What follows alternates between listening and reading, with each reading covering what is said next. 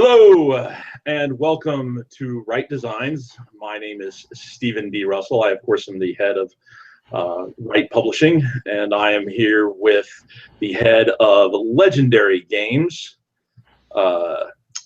Jason G. Nelson. Say hi. G. No. Jonathan G. Nelson. He's Adventure Yeah. Week. Jason E. Damn it. Nelson. Always do that. Always do that. Now it's just become a thing for me. It's fun. So, Jason, why don't Somebody you tell asked us? me. Yeah. Somebody asked me last year at the ENnie Awards because Jonathan G. Nelson's in the rock band that played at the ENnies. I said, Jason, are you up there playing the drums? Yeah, I'll be up there. Sure. And Jonathan, he lives close to me too. He lives maybe 20, 30 miles away from me. So we hang out a little bit. He's a great guy, of course, but it's we chuckle about it now. We're always talking to each other as brother Nelson on Facebook and stuff. So My brother Nelson, yes, I gotcha. So tell us a little bit about Legendary Planet Adventure Path.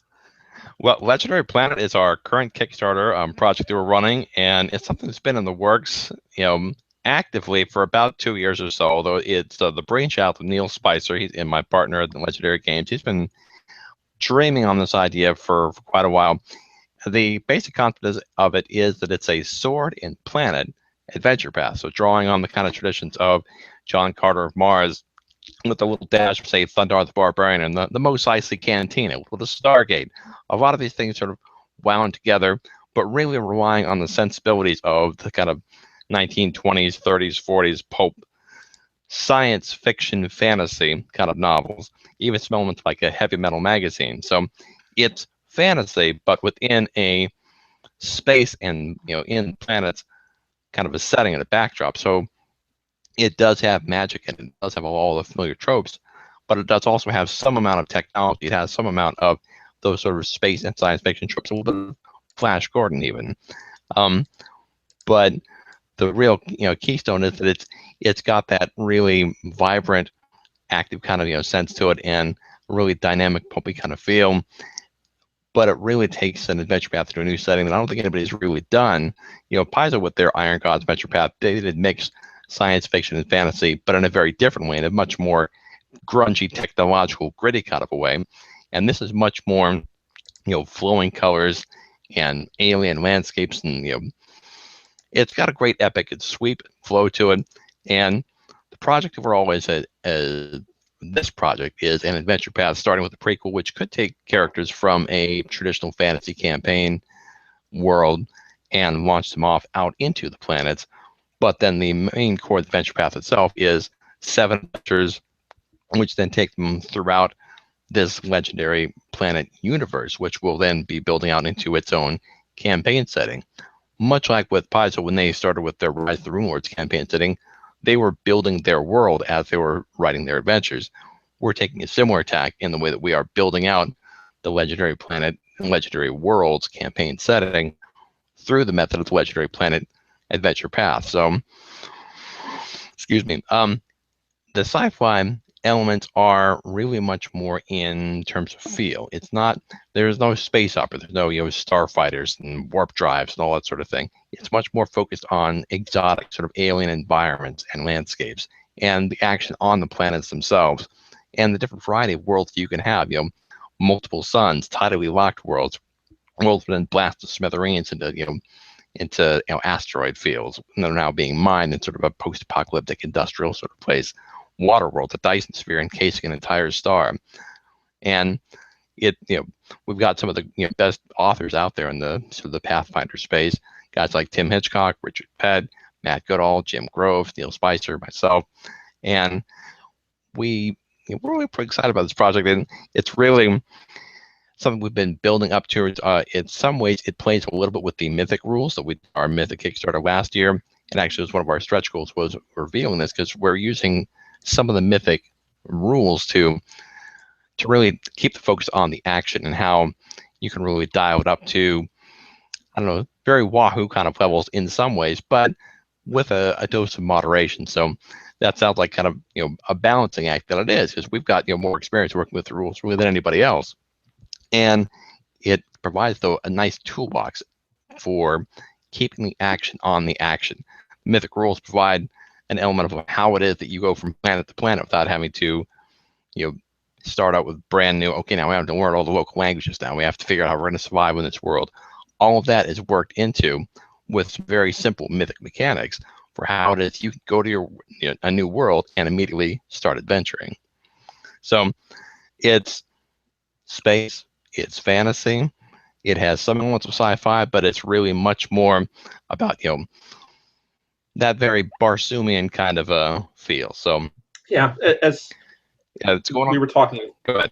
I was talking to this about this earlier with Robert Emerson. We were talking a little bit about Legendary Planet because he's one of those things where he and I both don't support a lot of Kickstarters because we design a lot of our own stuff, but Robert's a big consumer of a lot of different games because he's able to play in a lot.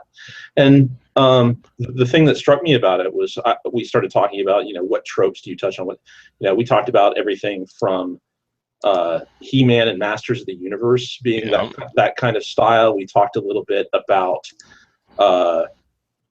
there's for those who follow this and are people who support my Lords of Gossamer and Shadow, everybody knows that came from the Amber Dices role-playing game. Well, that author had done a very science fantasy style thing called, it was later the basis for Argus as far as the background goes. But it's called the Lord of Light, and it's this great little story about gods as Hindu gods having a war. And it's done very much with science fantasy being the ultimate background for it. It's very well written, and it shows you how it can jump so many genres. A lot of Jack Vance's stuff, especially his Planet of Adventure series, is Jack Vance is a huge influence on Dungeons and Dragons. We have Vancian magic for a reason, and Planet of Adventure is one of those things that is a big series of multiple books by a master author. I was trying to get more of to a lot of people who had never read some of the older Planet and Sword kind of style or planetary romance, action adventure romance style series. I was trying to give something more than John Carter of Mars. A lot of times to give them something that was very different. Stuff like the DC Comics Adam Strange and even Krull. Krull it has its elements of that genre to try to give people that. But I really just see most people, you can just go watch the video, which we'll have a link to at the bottom over at the Kickstarter. The artwork will really give you a sense of where this is coming from, in my opinion. Neil Spicer was an interesting choice as a narrator. For when I listened to it, you have a very it's entertaining to challenge. I really like that how the video is not a talking head, but it spends a lot of time talking about the Kickstarter. A lot of Kickstarters these days have really gone to a minute 30 kind of video, and this thing goes on for like 3.5 minutes, which I really like. It's a brave move to go back to, hi, we want to really tell you about what we're trying to do, and I found that really refreshing and interesting. I thought that was important because believe me, that's cut down a lot. I did a video which was like 7 minutes long. Neil's was like 10, and it's like, all right, cut. Let's get right down to the nut of it. And because I agree, I've seen a lot of newer Kickstarter videos, and they have gone more to that sort of sense of, all right, here's some quick video, here's a quick introduction, and then come back it. But this is the internet. We have a theoretically infinite amount of space to talk to put information out there. We did want to make a digestible video for you to hop on first, but then there's plenty more to tell you about all the different things that are coming along. And Neil, I thought, really did a great job of laying down what this Kickstarter, what this project is all about, and what makes it different, what makes it exciting. And you've got, if you are enjoying the artwork, not just in that video, but if you look through the Kickstarter updates, every update I send out new artwork, whether it's new concept art, some of them are sketches, some of them are finished pieces, and it really helps convey that visual look.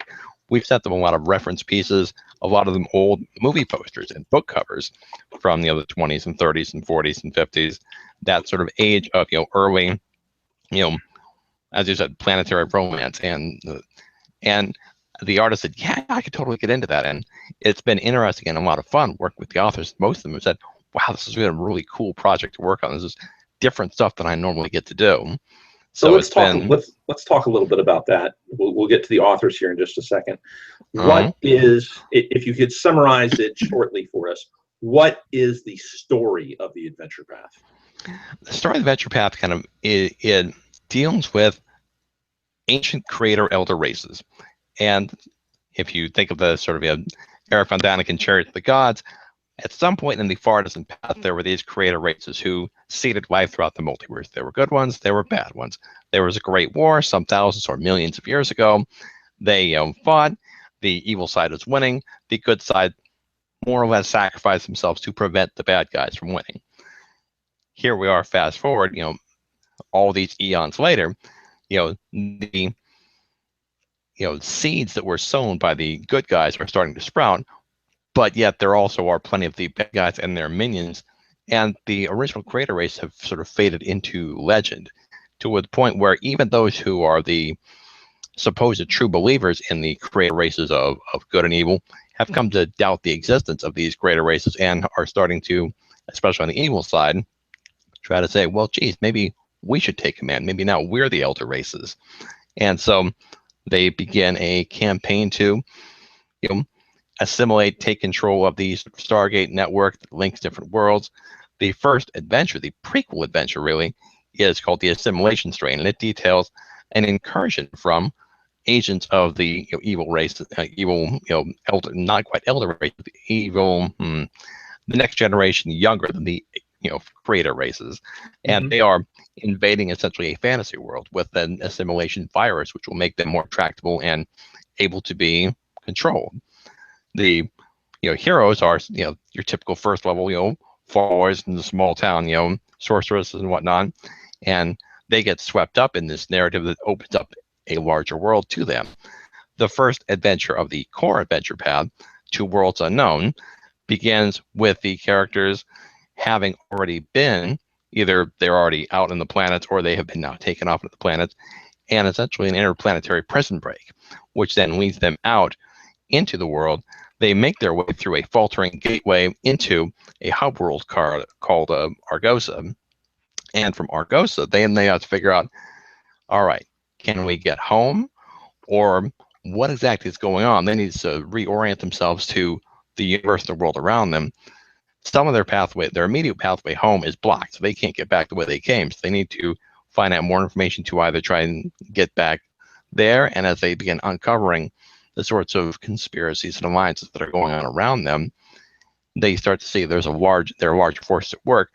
They need to uncover some of the ancient lore of the left behind by the good creator races, and then from there be able to go through, and they'll have to travel through several different worlds, different kinds of worlds, some post-apocalyptic, some barren and devoid of life, but with many important things remaining left to be rediscovered. Mike Schell's adventure is the Scavenged Codex, which involves players going to a mostly desert world where there are a cast of monks who've been left behind who have worshipped this ancient knowledge, not really even understanding what it is anymore.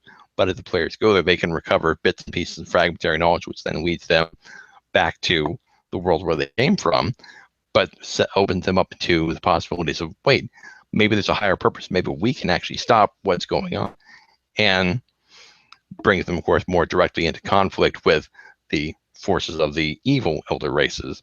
So it begins expanding in successive circles of learning more and more about the universe around them.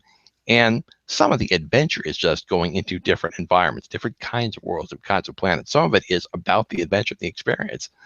And so the first world is more of a desert world. The second world is a tidally locked wasteland where most people who live are either in a narrow band of a habitability zone in between the hot side and cold side of the planet, or in these endless catacombs underneath the surface.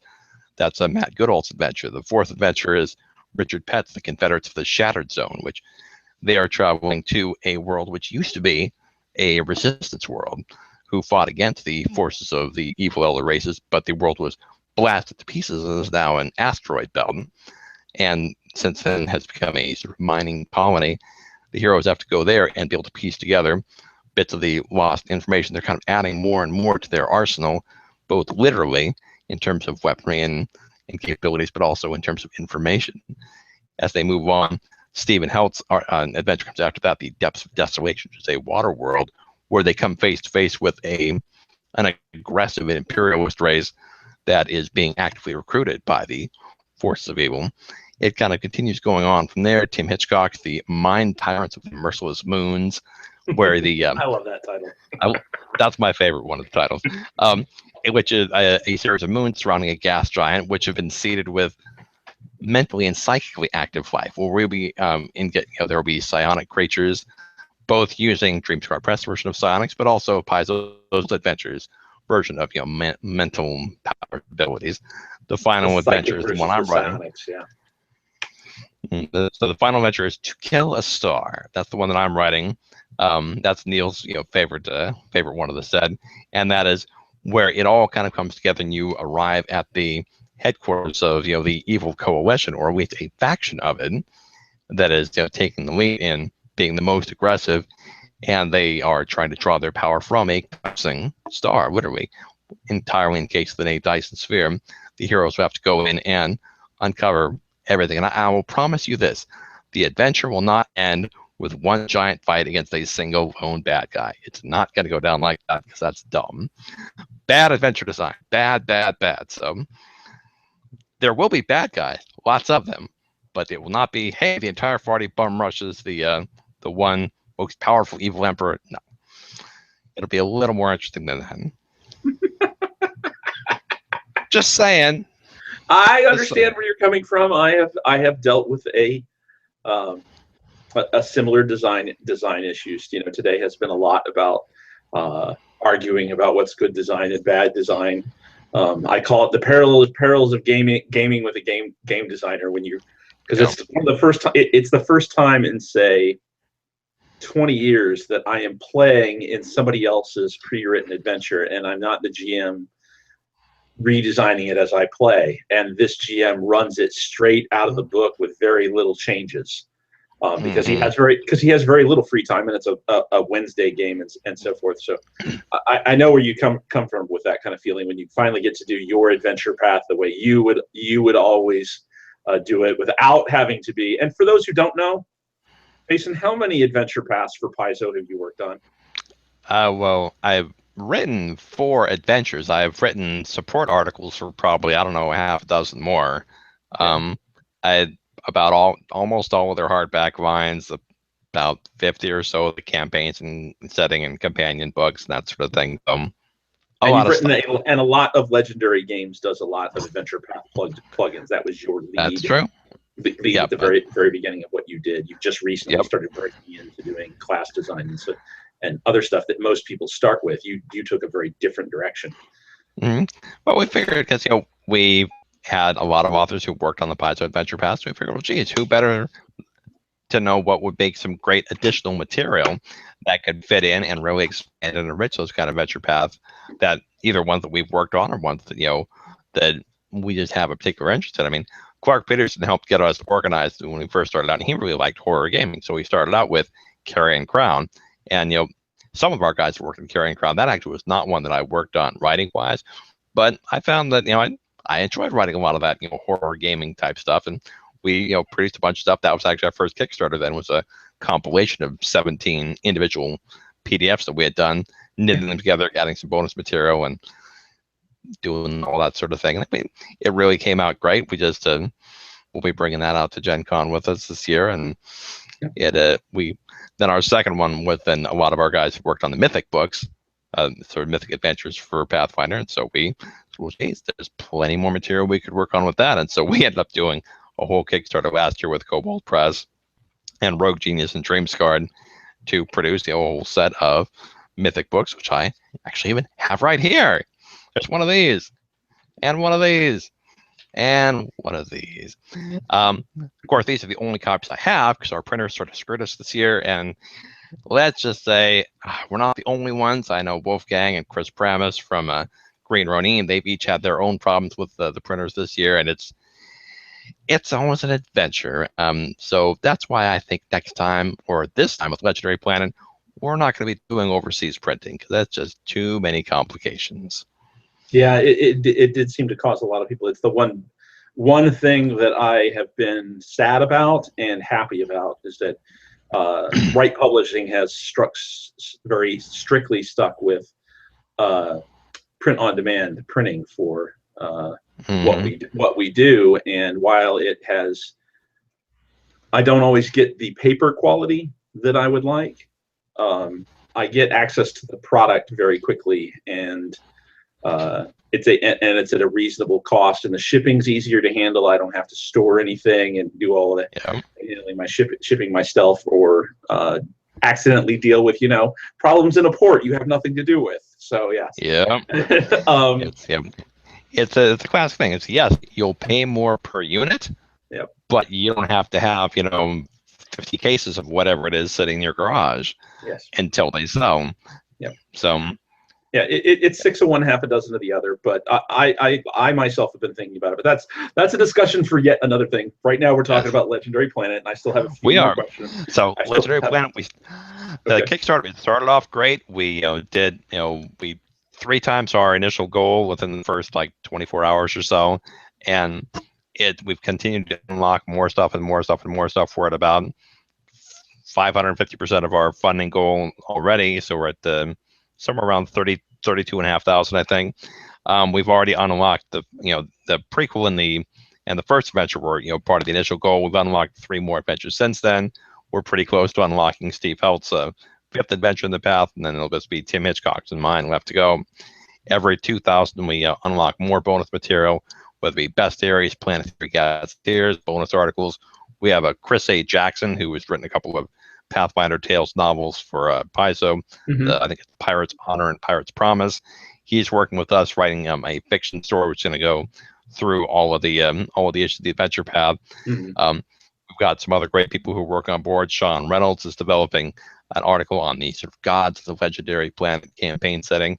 Because while this is actually something I should put in there about Legendary Planet, Legendary Worlds, is part of our idea with this is that it's a meta setting. It's one that space connects to all of the prime materials, worlds out there. Yeah. So out in space, Golarion's out there somewhere. So is Earth. So is Abir-Toril. So is Eberron. All of these planets are out there somewhere, and all of those worlds can all connect through this, gateway network that we're using as the sort of through line for the Legendary Planet setting. But at the same time, within this meta setting, there are all sorts of things that are unique to it. And so Sean's working on that with the gods and religion. We're also working on things with both a Pathfinder version. Most of us are most skilled Pathfinder, but we also people who are pretty familiar with the 5th edition of the world's most famous role-playing game. And there are people that are working on that project as well. And in fact, Neil just turned over the final draft of the Assimilation Strange, the prequel adventure. So that's going to layout now, and layout for the Pathfinder version. It's going to conversion for 5th edition tomorrow. So that stuff's all getting done. One of the things we're excited about doing with this adventure path is to be able to have the first 2 adventures ready to download immediately when the Kickstarter ends. So it's not like, hey, it's Kickstarter and then 6 months or a year from now you're going to get something. You should be able to get stuff as soon as it starts, and then as we get through each additional adventure, probably every month and a half, possibly 2 months, depending on exactly how long it takes, you'll get another, and then once it's complete, bind it up as a massive hardback tome, and backers who have backed for that will then be able to get the hardback. Probably, that'll be somewhere around a year, April or May of next year. Yeah, hard to say exactly, but that's sort of our target date. We would hope to make it sooner than that. I think our official done date is June, but we aim to exceed expectations. Yeah, and just for clear disclosure to everybody, Jason is doing some work for Right Publishing. But as I like to say, this industry is so small. If you don't trip over somebody who's working for somebody else that you're not really looking, or you just didn't know they were, as I like to say.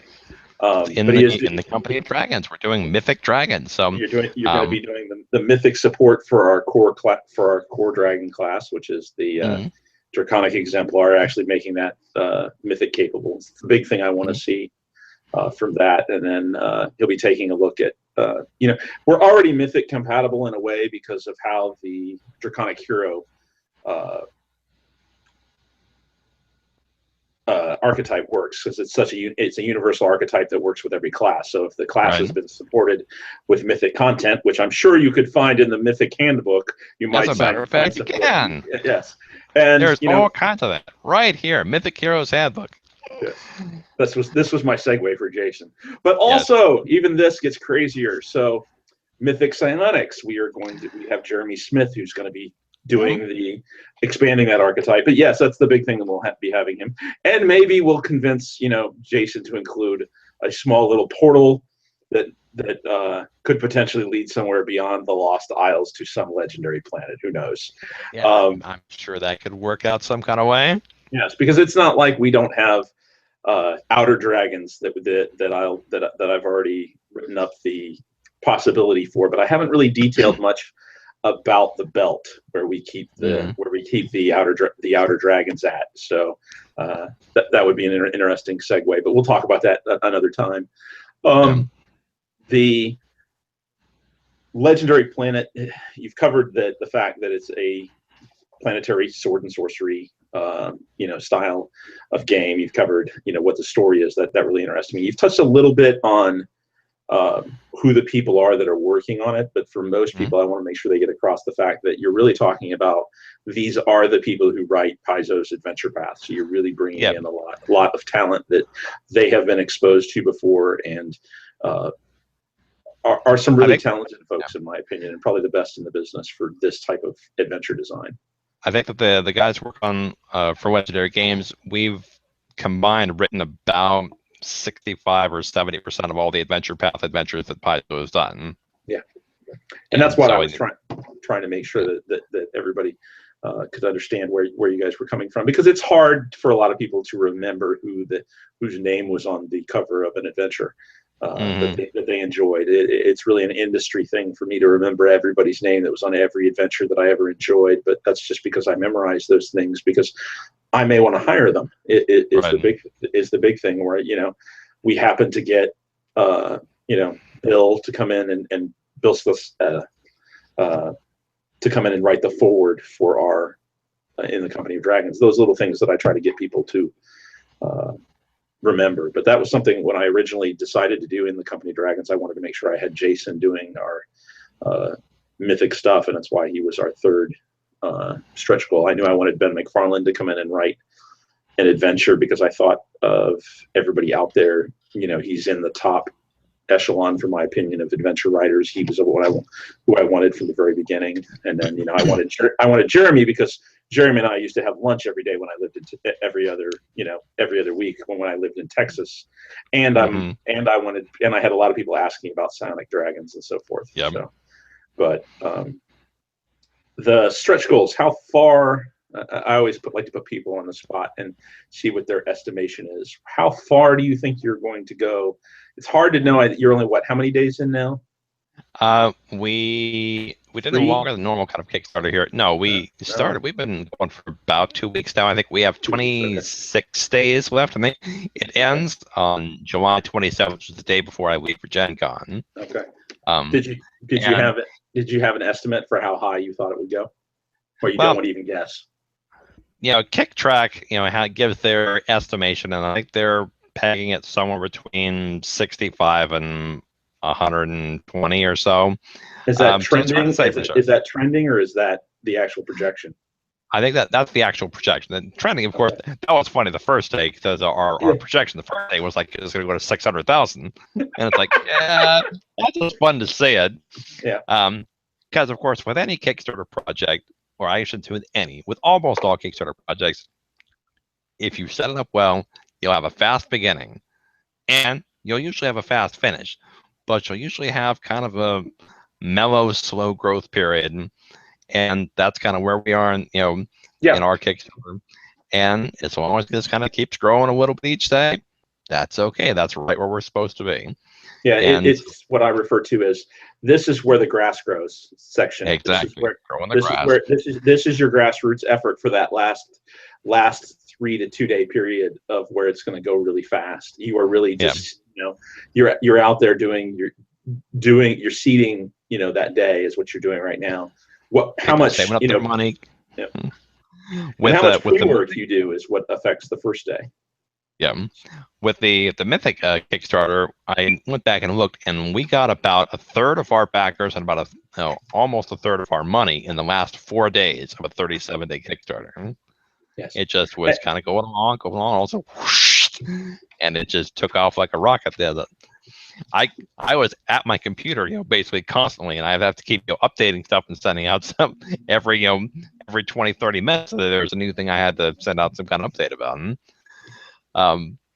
But there's no guarantee that everything's going to go where it's supposed to go. And that's something people ask. Well, what if the Kickstarter doesn't fund if they have pledged? Because you can pledge at this point for the whole series. Well, number one, you can always change your pledge until the Kickstarter ends. If you say, God forbid, now, be clear about this. Another dollar. Be clear about this. This has changed. Yeah. You cannot make any changes to your pledge in the last 24 hours. Is that so? I did not know that. Yes, they recently made this change due to fraud pledges. Oh, people coming in and taking your highest backing thing, and then canceling their pledge on the last day. So that you might want to let your pledges know that the last 24 hours you cannot make any changes to your pledge unless Kickstarter comes in and removes somebody for fraud.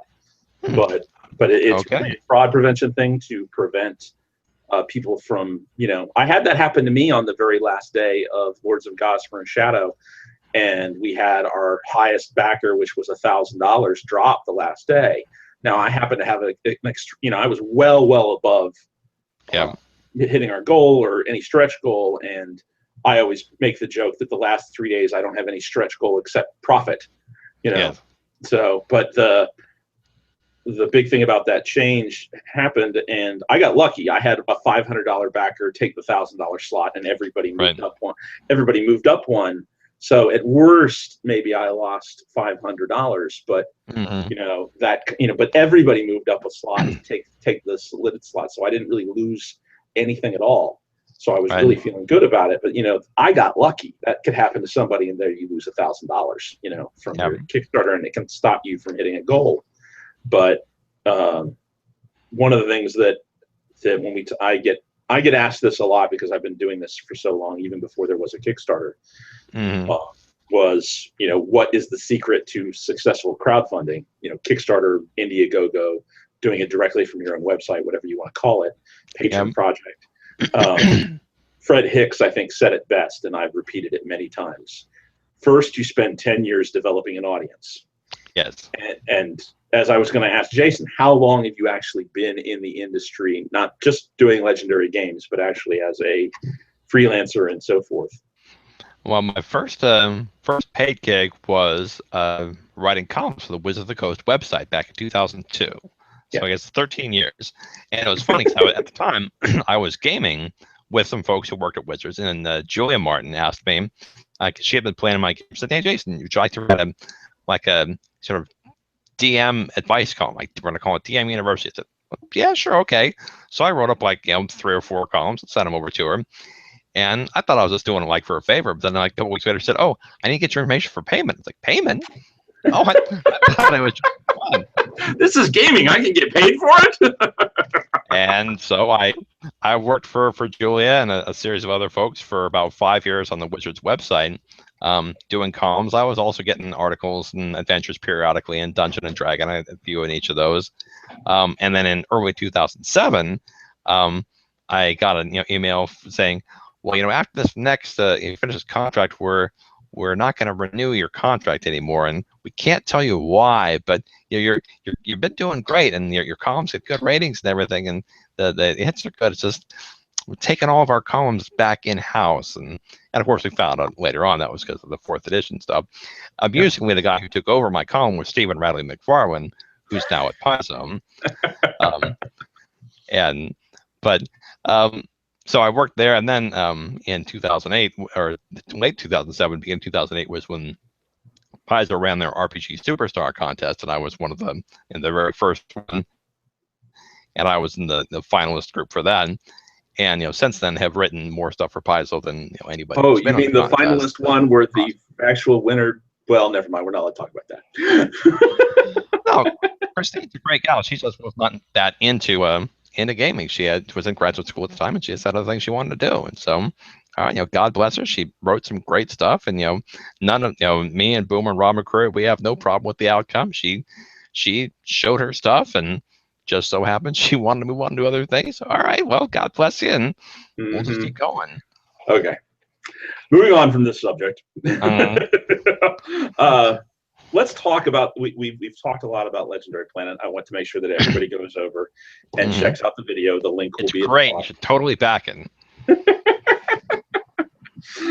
So then I recommend it because it'll be something that I will consider. It's hard for me to consider a Kickstarter, and this is just so people know, because one, I'm a home brewer, but I like a lot of what's being done here, and but also, again, the perils of gaming with a game designer is you read somebody else's stuff and you instantly want to change it, but you can never say that publicly as a game designer, because that offends somebody, because we all have egos. But talking a little bit about, this is something Jason knew I wanted to talk about. I wanted to talk today a little bit about the ENnies after we talked about Legendary Planet. The first thing I'll address is the big not controversy of the ENnies removing the Mass Effect RPG Fate fan conversion from the ENnies, where it had been awarded 3 nominations. Yeah. And those have since been replaced by the Dragon Age RPG core book for best electronic book. I think game of the product of the year went to Dungeons and Designers. Is that right? Dragons and Designers. I can't remember the title. By Evil Hat, which is an amazing book series. It's very cool. That I own and was a backer on their Kickstarter for. And the other one went to the Valiant role-playing game, which is uses the Cosmic Patrol game system, and is like I said, I'm a huge Valiant Comics fan, so I was glad to see that Valiant got some recognition with that. That comes from Catalyst Game Labs, who I am not the biggest fan of, but it's a good setting, and I love superhero games to begin with. But that's just the statement of what happened there. I want to say that I thought, for everybody who doesn't know, the ENnies is the industry award that has probably got the most prestige. People don't remember it, but I'll get to that in a minute. But the big thing about this for me was that they acted quickly. Within less than 24 hours. I know there's other people who wanted them to act quicker, but Morris is in England. That's not something, when you're awake, he's asleep. It's kind of like one of those, or he's left work and he's at the bar. He's at the pub leaning. So he's not. And that's not the his person. Full-time job. Yeah, and it's even if it wasn't his, and none of these people, this is their full-time job, because none of them get paid to take care of the ENnies. This is an entirely volunteer effort. None of the judges get paid, other than the fact that they get product, which they can later sell if they want. But they spend all the time slugging through everybody's stuff, whether it's good, bad, or indifferent. And I hate to tell you, you can get Thilo Graf on here sometime and talk about how much crap he has to read through versus how much really good stuff he gets to read through. Any reviewer who's getting this, you have to review, because it's part of the submission process, whether you're interested in it, whether it's a type of gaming you enjoy, or whether it's a system you enjoy, or anything. That's what a reviewer has to go through. And then you've got everybody who works a booth there and doesn't get paid to do it. And the award ceremony that they put on is amazing. So all that kind of stuff, I want to say how much support I have for the ENnies because of this. And I thought they responded very quickly. I might disagree with, what gets nominated, and I might disagree with what goes in place of what, but I thought they made a very good and quick decision. I thought Don Mappin, who is the author of this fan conversion of Mass Effect, was very gracious after the fact about the fact that he realized he had made a mistake in submitting it, and that he has done the graceful thing and pulled it. You can't download this thing anymore. It's not available anymore. He realized how deep of an error he made, and while again I think you should have been aware of the fact that of what you were doing before you even submitted it. I have done fan conversions of stuff before, and I can understand the desire to be recognized for it. So clearly he put a lot of work into the thing. So I mean, but it is what it is. He also took a lot of other people's work without their permission. That's something I want everybody to remember. As cool as his design conversion might have been, he took a lot of art. He stole a lot of art. He stole a lot of art. He stole a lot of writers' setting material. He used somebody else's license system and violated that license by using it with, non-IP that he did not own. So there's a lot of mistakes that were made, but I thought Don did the right thing and came out publicly and said he made a mistake. So it's a great thing for him to use at home, and not a great thing to put up online and allow for an awards ceremony. But yes, that's the kind of thing. So as somebody who has to recruit and deal with and engage with a lot of artists all over the world, I'm very sensitive, and not just even for my own self as a writer, but art's expensive. And it's a lot of work just getting all that stuff together. And so I keenly feel the violation there. It's like, look, dude, it's all great and wonderful to see cool pictures you like there, but there's a reason people get paid to do stuff. It's because they had a lot of training, a lot of work, a lot of practice to get that stuff, and you just sort of say, oh, I'll just borrow that. Again, if you're making it for your own home game, shoot, show it to all your friends. But not cool. Yeah, and it's also a rough thing for the people who are, did do the right thing. I felt bad for Chris Pramas of Green Ronin, because I knew how hard he had been working with BioWare to try to get the licensing to do a Mass Effect RPG, because he'd done Dragon Age, and I thought, well, why isn't Mass Effect done if Dragon Age is already a thing? And you find out that, well, they're technically two separate divisions within BioWare. One group does this and one group does that. And the group who did Dragon Age always wanted a tabletop RPG of their game. Right. And the Mass Effect folks were like, yeah, we don't need that. We don't want that. We don't care. And I get the frustration from fans who want, but I want to play that. So they make their own fan conversion. I've done that. I was a big part of long before I became a freelancer, long before I was Wright Publishing, I was hugely involved in the Wheel of Time role-playing game, but we never, ever copied something out of a book or used somebody else's art. It went into our netbooks, and everything was originally, written. The concepts and everything were done by Robert Jordan, but it was done as it was a free thing that we gave away, and we never promoted it as anything official or, used somebody else's artwork. That's a real no to me. But anyway, moving on from, big mistakes. I'm glad it was corrected. I thought they did the right thing. As a publisher, even I thought they did the right thing. With all due speed, it was fine. And people who wanted them to react instantaneously, I think it's unreasonable. But I think they, within 24 hours, that's ample and sufficient for anybody. Yeah, and what if they had made a mistake? What if, everybody was saying, well, this is unofficial and whatever, and what if BioWare came along and said, nope, we like it, you can do it. It's a fan thing, we don't care. As long as it's fan-based and he's not making any money of it. It's an easy thing for them to come along and do. It promotes their game. It's not necessarily outside the realm of possibility, but as soon as you they took the time to contact one of the artists and find out if he had the rights to use a particular art piece. Once they found out he didn't, it gets pulled. Right. When they see that it had been pulled from Drive-Thru RPG because of you do have to take a moment's time to verify that somebody's accusation is true. Yes. And then you have to get the person who has the authority to pull it. Right. Yeah. And, it may not be a democracy. It can be a tyranny where one person comes in and says, pull it, and it gets pulled, but you have to wake that guy up. Yes.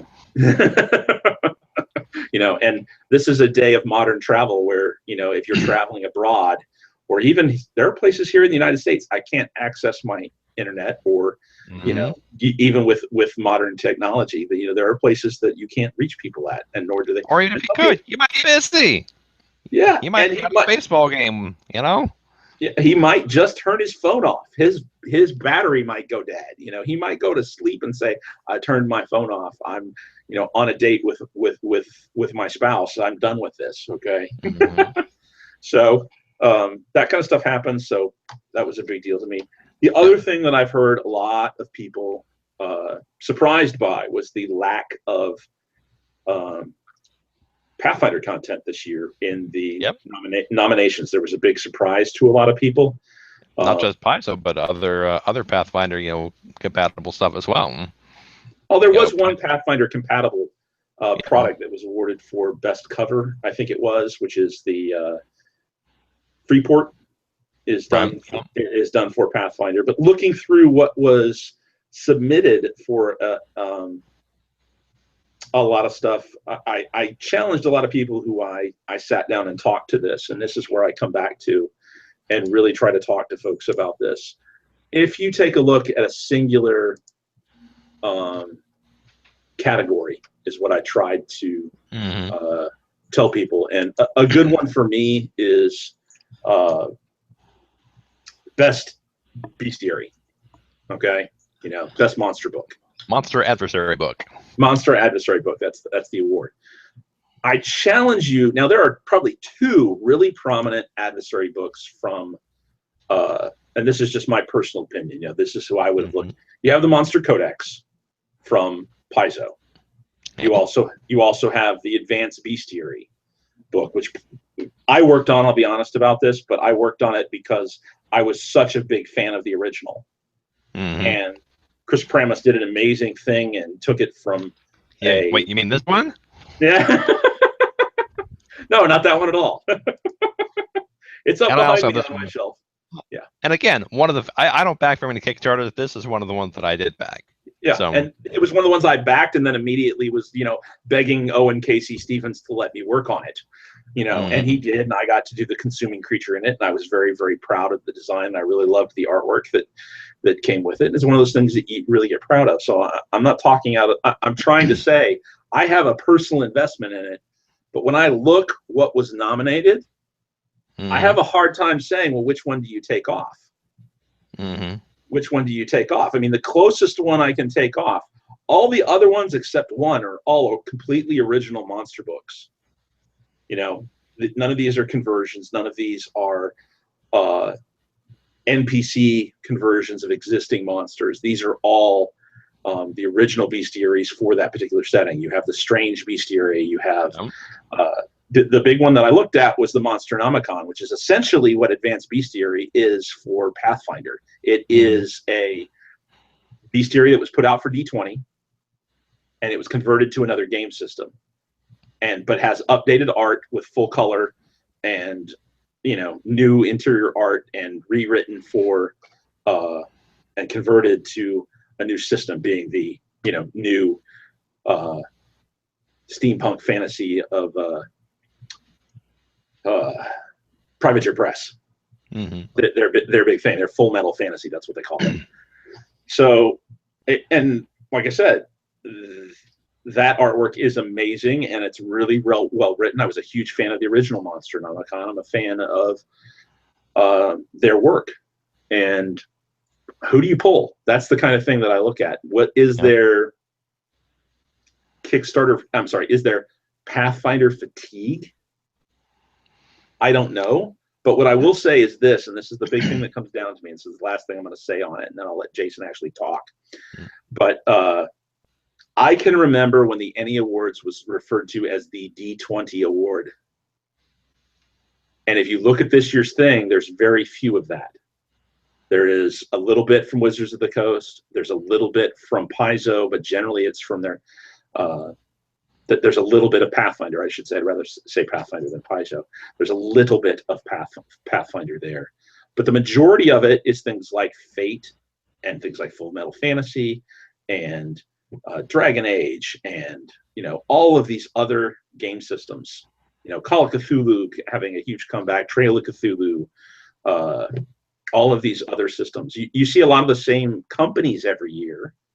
I see Paizo, I see Wizards of the Coast, I see a lot from Pelgrane Press, who's really come up as starting to have a huge influence on the ENnies. You have stuff from 13th Age. You have Monty Cook there. Yeah. What's that? Yeah. Evil Hat. Yeah. Evil Hat being there with its strong power with Fate, and its and you have who did I just say? Monty Cook games with now his second major launch with The Strange. Last year he won a lot of awards with Numenera. I didn't expect it to be any different with The Strange when it came in. Bruce R. Cordell is an amazing game designer, and he's written my favorite adventure. So I have a lot of support for that system. And my own book, Lords of Gossamer Shadow, did not, which I thought is probably the best thing we will ever do. And was our biggest Kickstarter.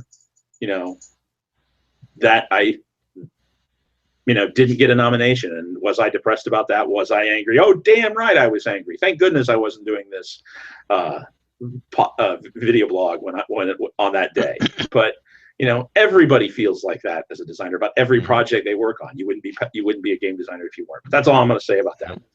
So what do you think, Jason? Now, it's a good question, and what, I was very proud of the work we did with the the Mythic Adventurers, or the Mythic Heroes Handbook, Spell Compendium, and Mythic Monster Manual. They're beautiful. We actually had our layout guy on these was Reese Ambrose. He's the guy who did layout on The Strange, and he did a great job. They're beautiful. But you know what? There's an awful lot of books out there.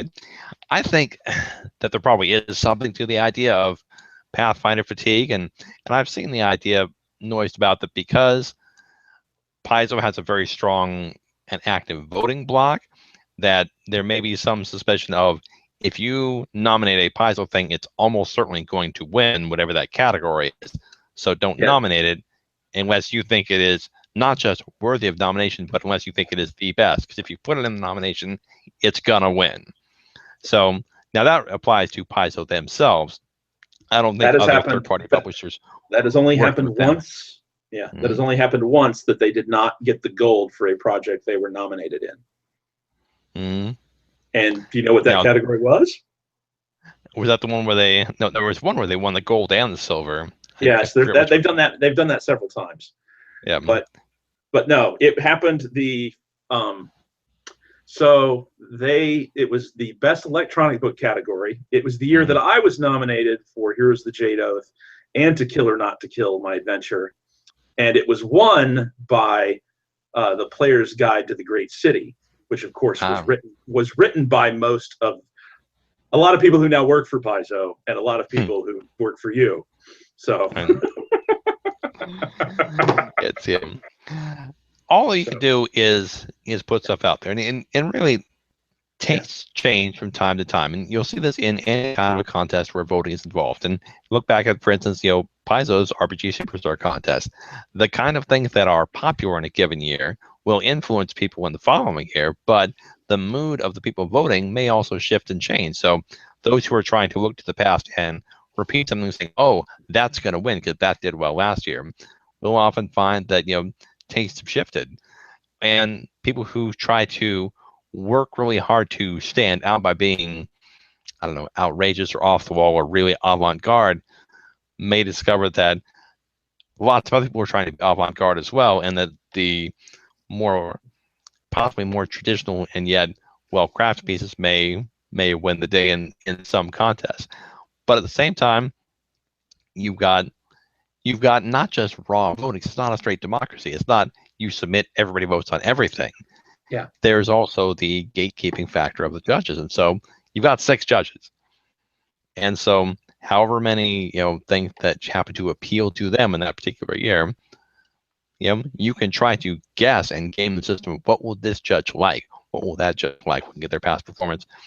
It's a crapshoot, man. Some years a thing may really just hit them the right way. Some years it may not.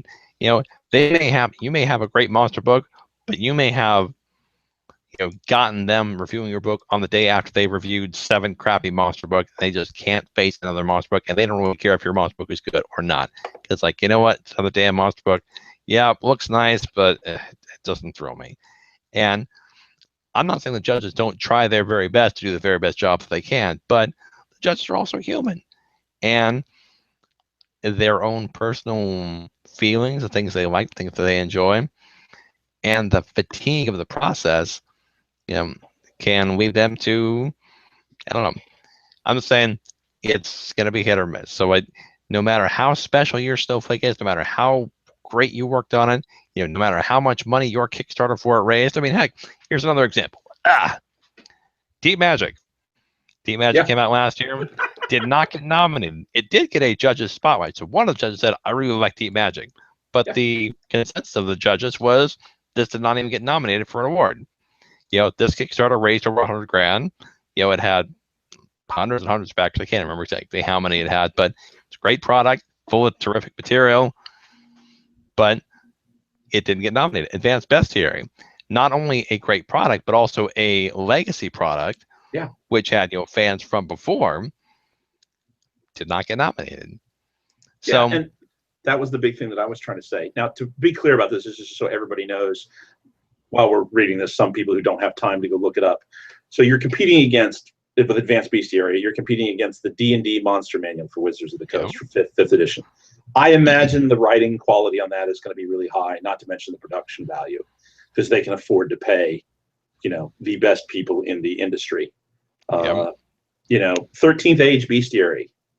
Another great Kickstarter that did really well is, 13th Age. So it has its fans and so forth.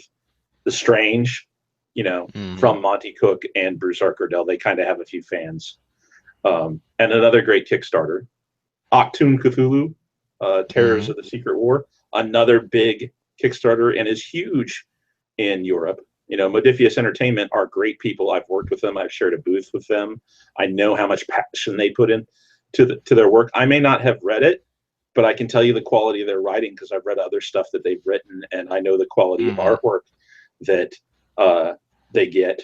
And then you have, Iron Kingdoms, Full Metal Fantasy, Monsternomicon. That was popular. It again, another legacy product, just like what we were talking about here. It's really what I mean. Which one of those do you kick out and put in Advanced Bestiary or put in the Monster Codex? That's where the judging. Mythic Monster Manual. Or the Mythic Monster Manual. You have your own passion for it yourself.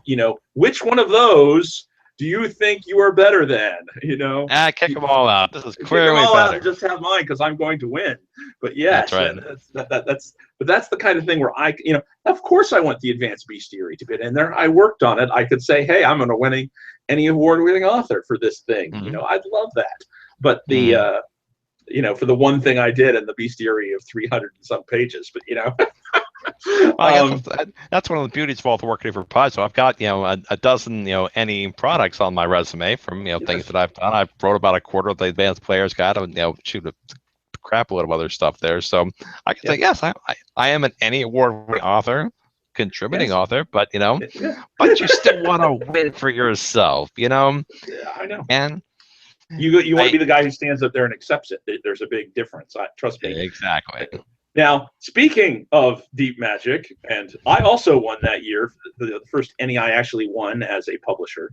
I've been nominated twice, lost, didn't get nominated the next year, and then finally it came to a year where we did the Demolished ones, which again was a nice Kickstarter that we did, and it got a Spotlight Award. And I thought that was really great because we found out a lot from the Spotlight Award that the judge was from Poland, and Fate is very, very big in Poland. We didn't know these things at the time. And that this they used specifically to teach people how to play Fate, because Brian Engard is an amazing designer, and it's a great adventure where you start off with amnesia. So you don't know who you are, you don't know how you got there. So not knowing how to play is role playing. Okay. Yes. So you learn how to play over the course of the adventure, and that's the way it was designed to work. And it wouldn't work with any other system but Fate, because most games you have to have your character before you can start playing. This is a game you don't have to have a character, you just start playing. And it won the award, and I was really, really happy. You know, I didn't care whether it was a Judge's Spotlight Award or not, because it was really neat. Because one, it was a change they made, that the Spotlight Awards were no longer announced at the convention, and then the guy is not there to show up to get his award because he didn't know he was getting an award. They announced them when they announced the ENnies themselves, you know, when the nominees are awarded. So I was like, that's awesome. I already knew I won. So I could go into the ENnies and have no pressure whatsoever. I was like, this is awesome. And this presenter who was up there, it was his very first time presenting. He'd never presented before. He was very, very nervous. And they had they had a big presentation where each one of the judges said something special about it. And this guy was live from Poland when he talked about it on a big screen and everything. So we got to hear some really nice words. And then the presenter forgot to have everybody come up on stage and get their awards. Oops. So we got our award at the end of the ceremony. Okay. So watching Brian Engard go, what the hell? We don't even get to go up on stage. I'm like, I'm trying to be cool because I am known as a hothead. I will say the craziest stuff imaginable. Lewis Porter Jr. has nothing on me when I'm hot. And I was like, it's okay, Brian. We're still, you know, yeah, I'm sure it was a mistake, you know, because they didn't. And then later on, it was at the very end, they announced that we needed to come up to receive our awards. And then we got to go up on stage and get the picture. And I gave him the medal, and he calmed down a little bit. But it reminded me that you know, he had every right to be angry about that. And you know, he worked tremendously hard. He was incredibly passionate about it. And the ENnies did some really great things and sent us an extra medal and sheet so that we could have it taken care of for that. But it was really great. I really enjoyed it. The award ceremony, the work that Tony Law did to get the location we have at Union Station now there, it's really amazing. I really appreciate all of it. As much as I complain about what I do and do not like about who gets nominated and what doesn't get nominated. Again, I challenge anybody to look at the nominations that were given and try to say why this person should be why you should take that person off and put a particular thing on. Yes, I think everybody should, you know, if they really find something that's really cool, I think that, you know, every cool book should be in the nomination category, and there shouldn't be a limit on how many things can get nominated. But that's not the way it works. And I understand why there needs to be a limit, because, you know, then it stops being special if everybody's special. Yeah, it's a true fact. And, you know, and look, they've changed that. Look at the Academy Awards. Now there's 10 nominees for Best Picture. It's like a new thing. And you can nominate more if you want, and it's the internet. It's easy enough to vote. It doesn't necessarily cost anything if they wanted to expand the pool of nominees. But at the same time, you know, it's an awards show. Yep. And one of the things you learn, you know, if you're going to be a pro game designer, is stuff happens. And this doesn't matter if it's your own book or if you're freelance for somebody else. You may freelance somebody, they may order a product, you know, or order a thing, you may turn it in, they may say, thank you, here's your check, and they may throw it in the trash for all you know, because for whatever reason, you know, it doesn't come out. They may make changes to it, they may not make changes to it. Whatever it is you've done, you do it, you put it out there, and you move on. You can't get yourself too high, you can't get yourself too low. You just realize, you know what, there's always another project.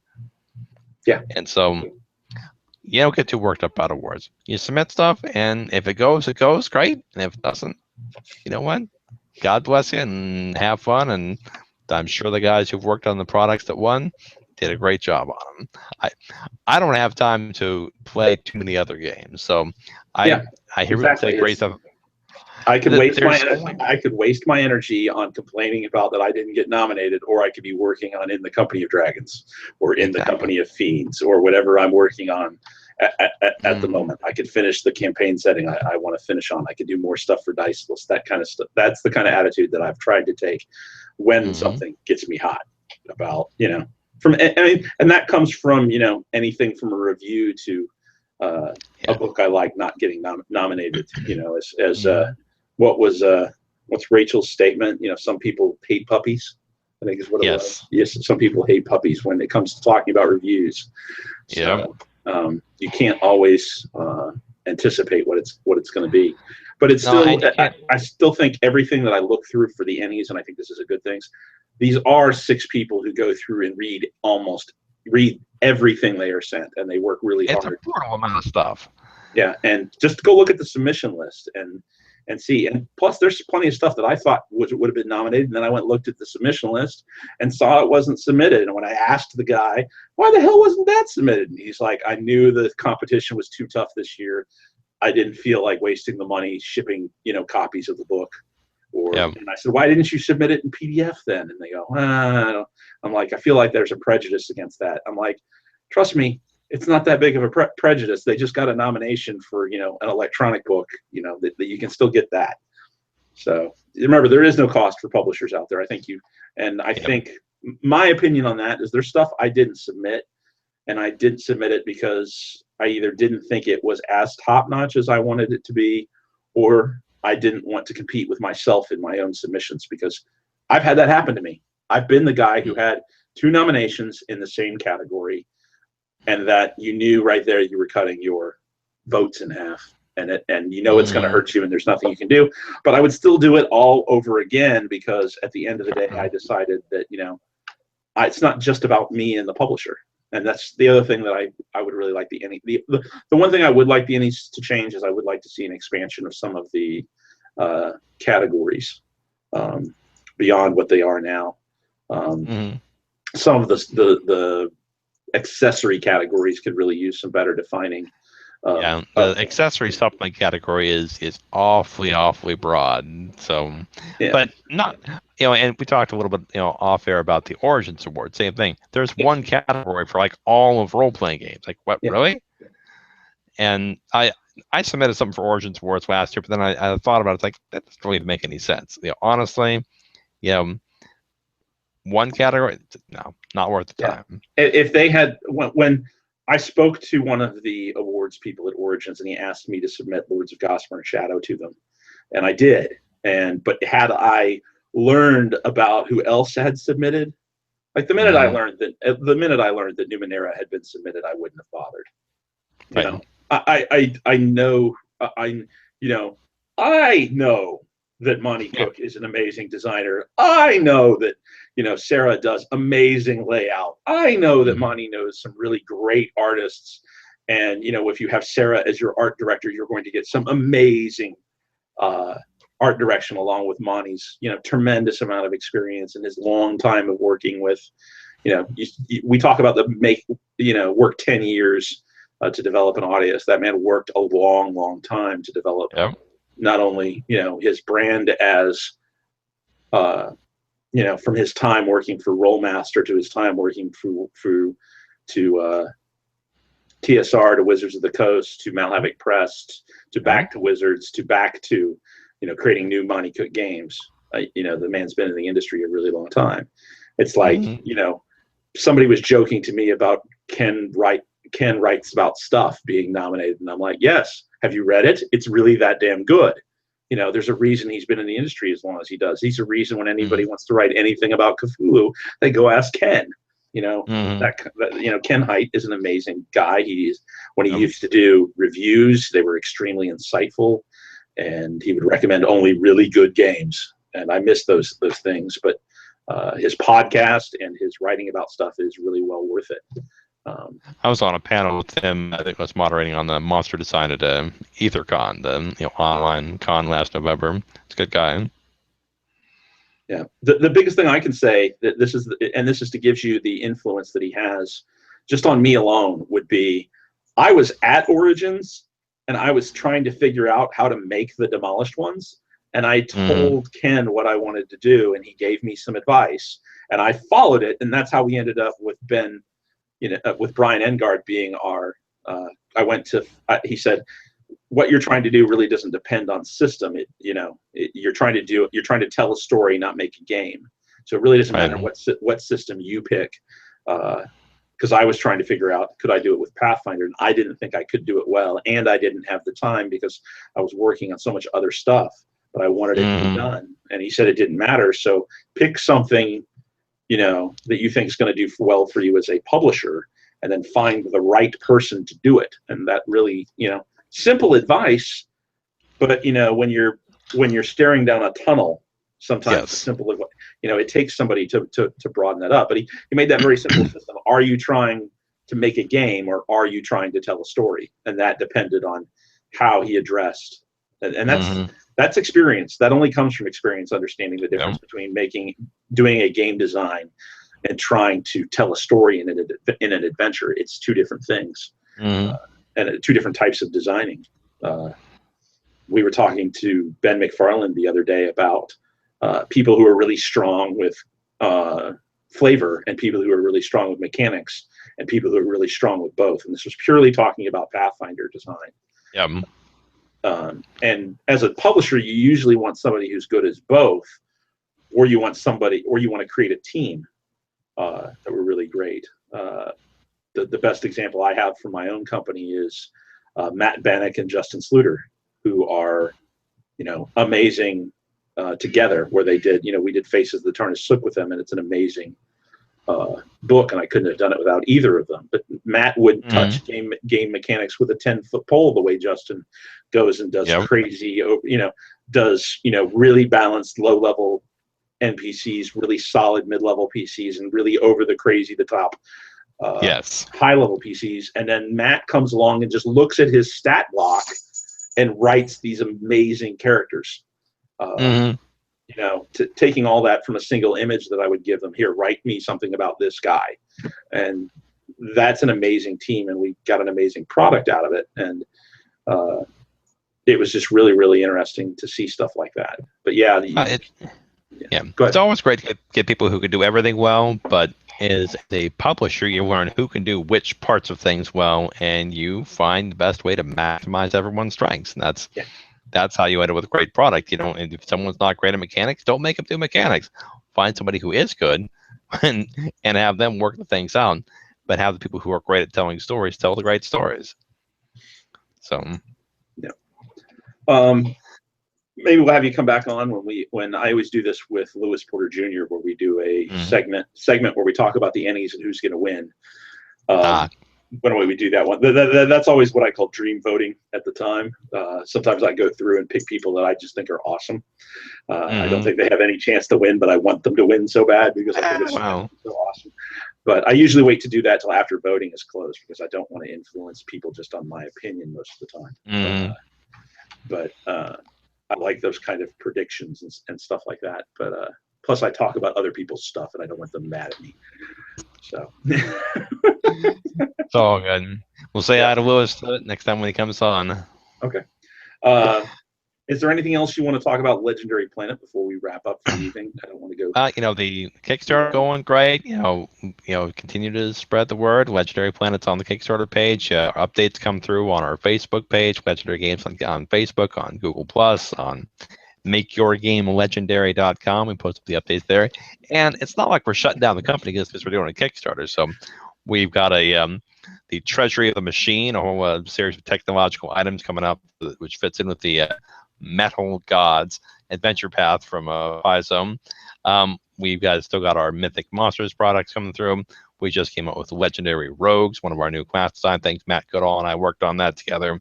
Tons of new rogue talents, a new rogue prestige class, which calls back to the Master Thief prestige class. It really reaches back into my old first edition roots and helps your rogue become a thief. Because I think they got a little lost over the years. Like, wow, no, thieves. and they can backstab, they can pick your pocket, they can do all that great stuff. But keeping a look on that on the Legendary Games website. We've got a lot of great regular products coming out. We will be at Gen Con in booth 2639. So we're sharing a booth with Cobalt Press and Total Party Kill Games. We'll have the Mythic Monster Manual, Mythic Spell Companion, Mythic Heroes Handbook there. And we would love to see folks come by and say hi. So thanks for having me on, and God bless you. I hope to see you at Gen Con Indy, man. Yep, I will be there. So I hope to see many of my folks there when I arrive, and I expect there's going to be a few drinks taken while we're there. But I'm sure at some point, yeah. All right, man. Have a good night. All right. I want to thank everybody for staying and watching this long on Right Designs. I want to thank Jason for joining us again as a guest on Right Designs. I am, of course, your host, Stephen D. Russell, and thank you folks very much. Bye.